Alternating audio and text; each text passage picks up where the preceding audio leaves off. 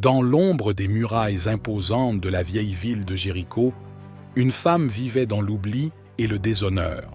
Son nom était Rahab, et la société la rejetait, la réduisant à sa profession de prostituée.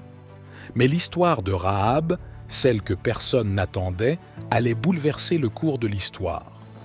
Jéricho était une cité fortifiée, réputée pour son invincibilité. Les rumeurs sur la puissance des Israélites se propageaient, mais les habitants de la ville se sentaient protégés derrière leurs murs. Cependant, une peur grandissait dans le cœur des dirigeants de Jéricho.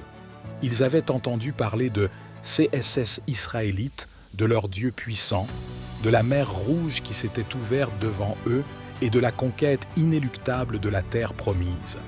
Mais ce que personne n'avait prévu, c'était le rôle que Rahab allait jouer dans ce grand plan divin. Un jour, 2 espions israélites envoyés par Josué se glissèrent secrètement dans la ville pour observer ses défenses avant l'attaque. Leur mission était risquée, mais ils n'avaient pas d'autre choix que de pénétrer dans cette ville en apparence imprenable.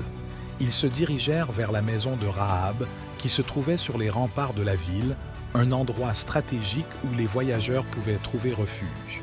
Rahab, elle, savait que sa ville était dans une situation précaire. Les rumeurs circulaient. Le Dieu des Israélites était avec eux. Elle n'ignorait pas que Jéricho n'était plus protégé par sa propre puissance, mais par la grâce de Dieu. Lorsque les espions arrivèrent chez Rahab, ils ne savaient pas encore que leur destin allait prendre un tournant radical. Rahab, plutôt que de les livrer aux autorités de la ville, choisit un autre chemin.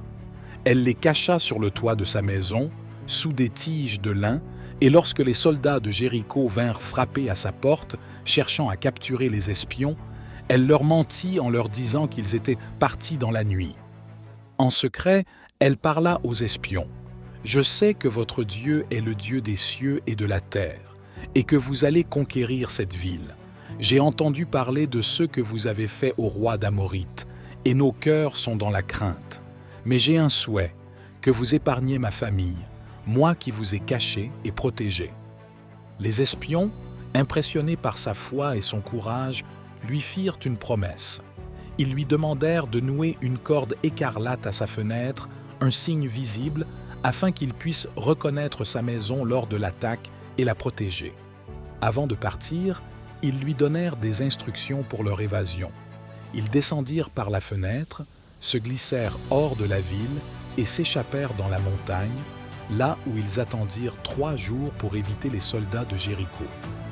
Pendant ce temps, Rahab attendait, l'âme remplie d'espoir et de crainte, observant la corde rouge qui pendait à sa fenêtre. Elle savait que le moment était proche.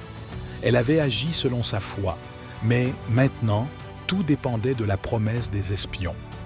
Quand les Israélites attaquèrent Jéricho, elle suivit les instructions qu'ils lui avaient données. Ils respectèrent leur engagement et Rahab et sa famille furent sauvés. L'histoire de Rahab ne s'arrête pas là. Après la chute de Jéricho, elle fut intégrée au peuple d'Israël et elle épousa un homme nommé Salmon, de la tribu de Juda.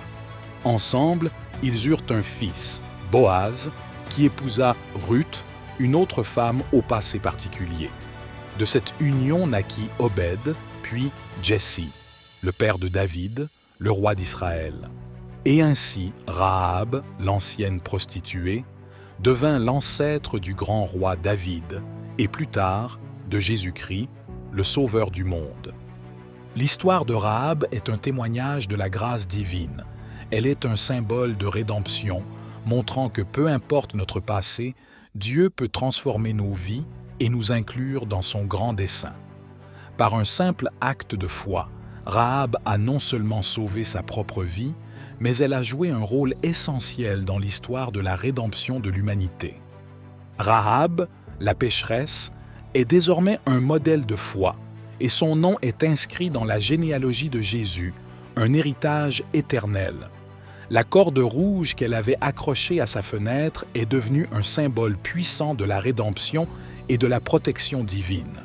Elle nous rappelle que, même dans les moments les plus sombres, Dieu voit notre cœur et qu'il n'y a pas de destin trop brisé pour être restauré par sa grâce.